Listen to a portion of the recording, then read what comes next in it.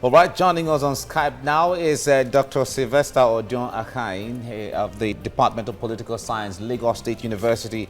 Dr. Akain, it's good to have you on TVC Breakfast right now. Good morning, Mike. Yeah, good morning. Now, the NDDC board, the composition of the board, we had complaints and protests from here and there. Now, can you give us an understanding of the composition? Is it based on ethnic lines as to every ethnicity within Niger Delta should be represented, or give us a basic understanding of what the composition is supposed to be ideally?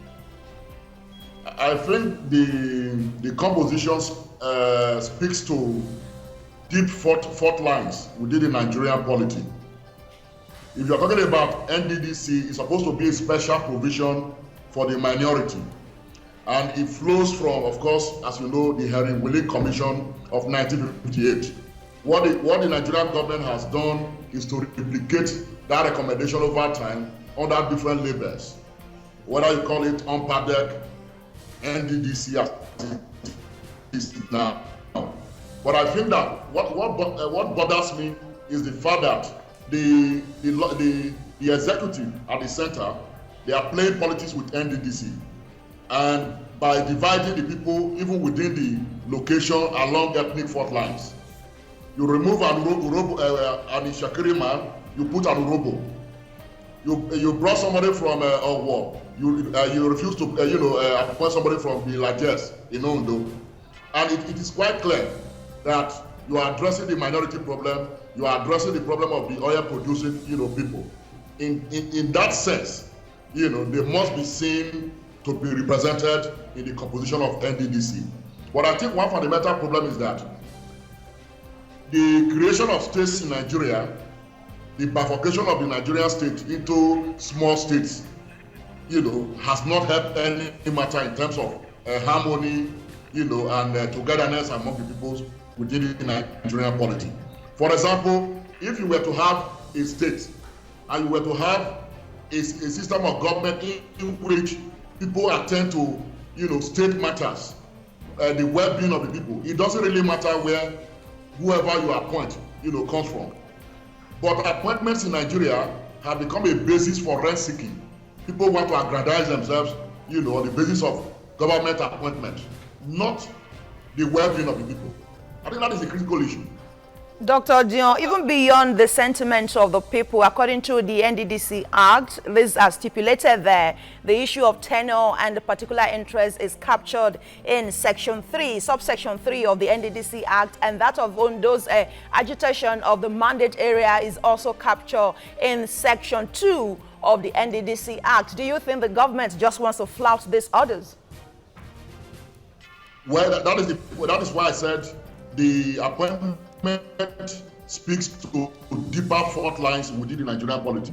Don't forget that you remember when Delta State was created, and the capital was taken from Warri and put in Asaba because those in government, wanted to please themselves.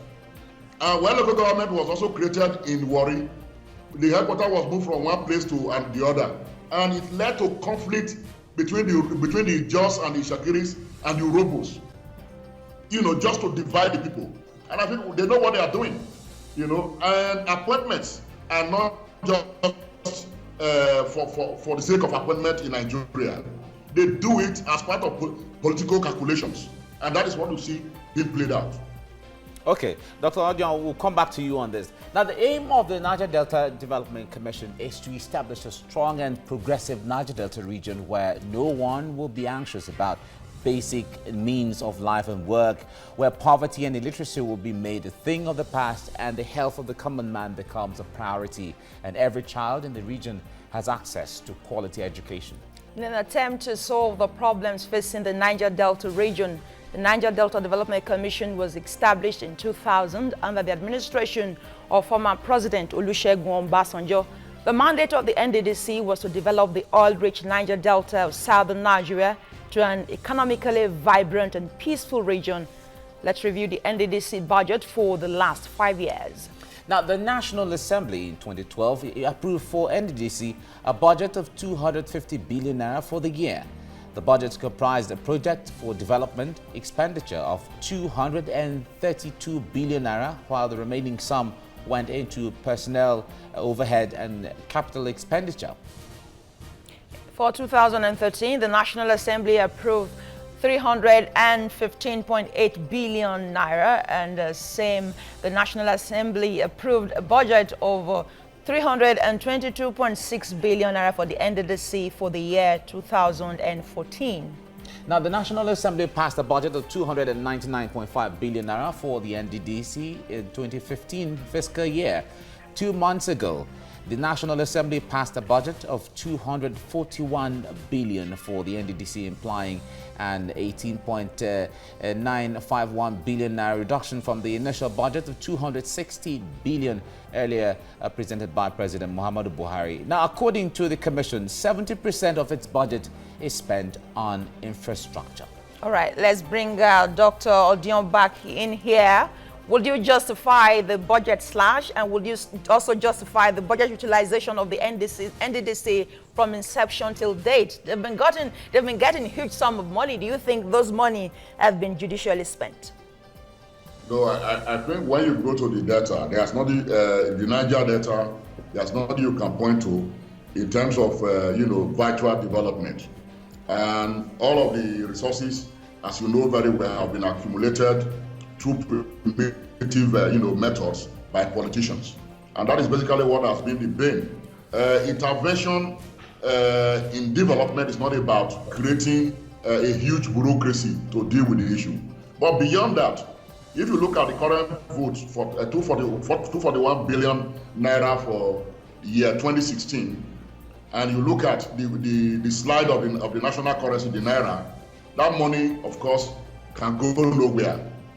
But that does not, of course, undermine the point that we should emphasize that whatever resources is allocated to NDDC, it must be utilized judiciously in ways that it can affect the people and, of course, contribute to the peace of the environment. That is very important, because as you read that just now, creating a peaceful environment is central, to the mandate of the NDDC. All right, now the people themselves have, just like we got reports earlier on, the people protest when their son is not appointed into the board of the NDDC. They're aware of how much is being pumped into NDDC per year, but we expect, and they're not benefiting from these monies, and we expect them to be asking questions as to, we sent you in there and you are representing our ethnic group, and so money is given to you and we're not feeling the impact. We feel, or we expect them to ask those kind of questions to the commissioners they are sending, or whoever represents the ethnic group. Well, unfortunately, Nigeria is not run on the basis of transparency and accountability. And so people see every appointment as, to put it in the Nigerian pidgin English, my time don't come, that kind of thing. And that is the attitude. That is the attitude. That was why I made the point that it does not really matter whoever is appointed, to the board, insofar as the organization is being run on the basis of transparency and accountability, and that the core mandates of the NDDC, is being followed by those who are members of that commission. That is the point. And so people see appointment as a way to aggrandize one individual, one personality from the area. They are not concerned about construction. I remember I was in a meeting in Uyo recently, where the former acting managing director, Ibis Aminatari, spoke.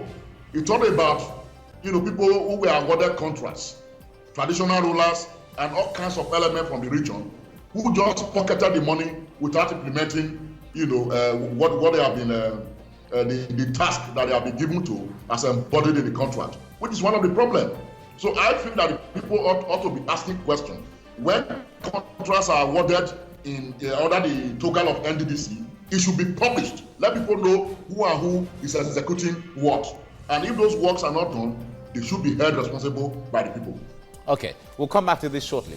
Now, with funds provided by the federal government, the NDDC is expected to implement relevant projects that will benefit the populace. Now, projects are conceptualized, designed, and executed based on extensive consultation with locals, input from interested parties, and critical analysis by experts. Some of the developmental projects embarked on by the NDDC include scholarship programs, youth empowerment through skill acquisition training, road construction, construction of healthcare facilities, lighting up communities by providing them with transformers and connecting them to the national grid. Yet the people complain that their region remains underdeveloped. Let's move on. States under NDDC are Abia, Akwa Ibom, Bayelsa, Cross River, Delta, Edo, Imo, Rivers, and Ondo State. Now, the 2016 first quarterly report of the NDDC made available by former acting managing director Ibim Semenitari says the commission awarded a total of 8,557 infrastructure development projects valued at 2.4 trillion naira between 2001 and March 2016. Now, the projects were awarded in the areas of roads, bridges, jetty and shore protection, canalization and reclamation, electricity and power, water and buildings, food control, and equipping and furnishing. The quarterly report revealed that 3.456 projects worth 441 billion naira were completed out of the total number of contracts awarded in the period under review. Of the total number of infrastructure projects awarded, about 250 are regarded as mega projects. Now, mega projects are projects that fall within the range of 500 million to 24 billion naira. Now, within the period in review, the Commission says it terminated 49 projects valued at 1.9 billion naira. The Commission says other agencies of government took over 29 projects with the total contract sum of 16 billion naira from the NDDC. Now, there are 2,257 ongoing projects totaling 1.2 trillion naira in value. According to the Commission, 229 projects worth about 81 billion naira were either stalled or in different states of abandonment. Okay, so why should projects be abandoned?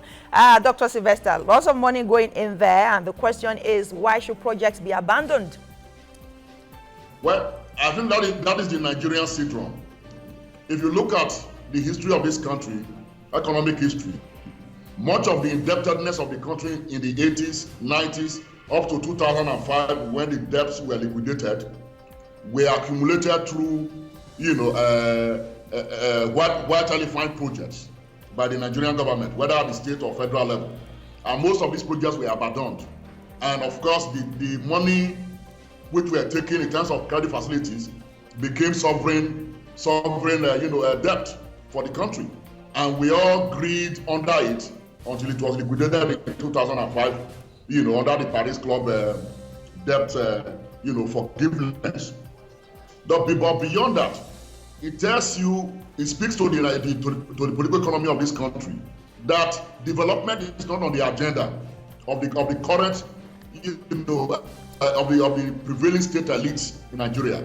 Development is not on the agenda. What is on the agenda is about how each politician, each state actor will aggrandize themselves. But is that not the fault of the NDDC, Mr. Dr. Sylvester? Is that not the fault of the NDDC, the budget earmarked for this particular project? And like we reeled out earlier, the people come together as a walk-off, as a brainchild of consultation with people. This is what we want in our area. And it is agreed upon that these projects will be completed. So why would the NDDC start a project and not finish it, even if you have to roll over the project to the following year? I mean, we are all Nigerians. We are all Nigerians. We are painting an ideal situation in which when projects are designed and they are implemented, politicians and those ruling this country, they don't think the way you are thinking. When projects are being designed, what they factor in is how they are going to take their commission. And once you take commission, whether 50% or 40%, some say 90% now, it doesn't matter. Nobody will inspect the project to see whether it is consummated or not. And therefore it is abandoned.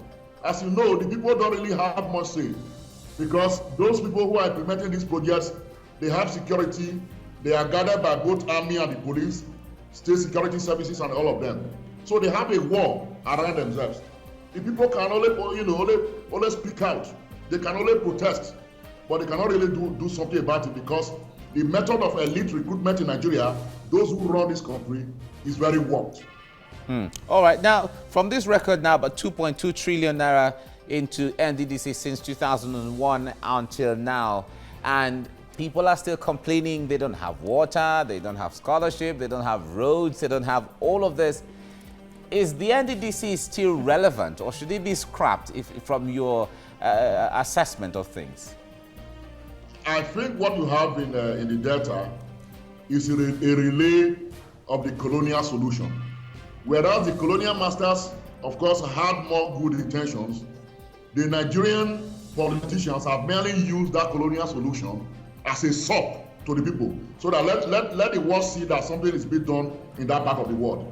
But the personnel, those who are posted into the commission, don't do the job. Rather, they aggrandize themselves. But I agree. It is not, the question is not about institutions. It is about people within those institutions. Otherwise, you can construct, development projects in Niger Delta even through normal governmental ministries, where rules and procedures are followed. Anytime you create commission, although it is allowed in government, in governance, you merely, of course, increase the bureaucracy and servicing of the bureaucracy. That's basically what it is. All right, would you suggest then that if the NDDC were to be scrapped, that the money perhaps should go into federal allocation where perhaps the derivation fund is now up for the states, the host states? Would that be a better suggestion? You and I know that the way Nigeria is run today, you cannot give those money to state governors. When the money gets to them, they also misappropriate and misapply the funds. So the thing is about when we set up intervention, commissions, we can get people who can really do this thing, and ensure that the goods are delivered. All right, Senator what's his name? The Senator, Edoma, I think. Ndoma Egba. Ndoma Egba, yes. Now he's been pitched for the MD. Do you think he has the reputation and the clout to really man the NDDC and deliver? The chairman, actually. That's the chairman, yes. Well, I don't know those who appointed him, how they arrive at their decision. But of course, one thing you cannot take away is that appointments in Nigeria are not based on merit. It is based on political calculations. That's all. Okay, now give us a picture. When it comes to the ideals, let's leave the ideals now and come to the practicality, because you have talked about the fact that you and I in Nigeria, we are Nigerians, we know how these things work. Now, let us go down to the people, the ethnic groups themselves. When someone is appointed from maybe Shekiri or Goni or Ijo or Bini or Isako, as the case may be, as a commission, how does the people benefit from that? Because they are the ones who voice out, it is our turn, just like you said, my turn don't come, like you said earlier on. How do the people, the ethnic group, how do they benefit from when one of their sons or daughters is appointed into the board of NDDC? Well, I think that once in a while they see what development experts call artifacts of development. Not fundamentally about their well-being. They tie a few roads, they build a few infrastructures in the area and the rest of them. If you go to all of the states, governors pay attention to their locality. Our commissioner also pay attention to their locality. A few of them can give us scholarship so that people will feel that they are doing something. And that is basically the way, they have run governmental policies in this country. There is nothing fundamental, in terms of development. Development is about the people, not about symbols of development. It is about the well-being of the people. How much benefit, how much improvement have they got in terms of the quality of their life. Okay, but is it possible for the people to have some kind of evaluation group where they can evaluate and really monitor what has been going on or what development project has been going on or cited in their place. If they have a say in it in the first instance, then the private should have a say in the completion and the progress of it. I think you have raised a fundamental problem about what we call local governance. It is possible for people to be part and parcel of projects that are being implemented in their area. But the other point to also make is that because such processes are politicized, that is when it matters whether people are involved or not. If the rules of the project are delivered, and delivered well, the people don't really care who is there. But we have missed that point, that everything now is not politicized. We read every project from the point of view of whether my person is there or not. But because over time, people have not, live up to the confidence of the people. Okay, now moving on now, if we talk about the place of, we can't take out the place of NDDC and all of these agencies created in the Niger Delta to ameliorate the circumstances in there, but how can some of these agencies like the Niger Delta, even the ministry that has been put in place, even though we're talking about NDDC now, but how can they be revived to ensure they are relevant to the people and they are accountable to the people and people feel the impact of what they're meant to do? I think two things, evidence by the rule of law, and of course, composition of such bodies with men of very, very high integrity. That's the only way to go about it. The laws are there. Once you play by the rules, then of course there will be no problem at the end of the day. All right. Dr. Sylvester Odion Akai, Department of Political Science, Lagos State University, thank you for talking to us on TVC Breakfast. Thank you very much. Thank you for coming, sir.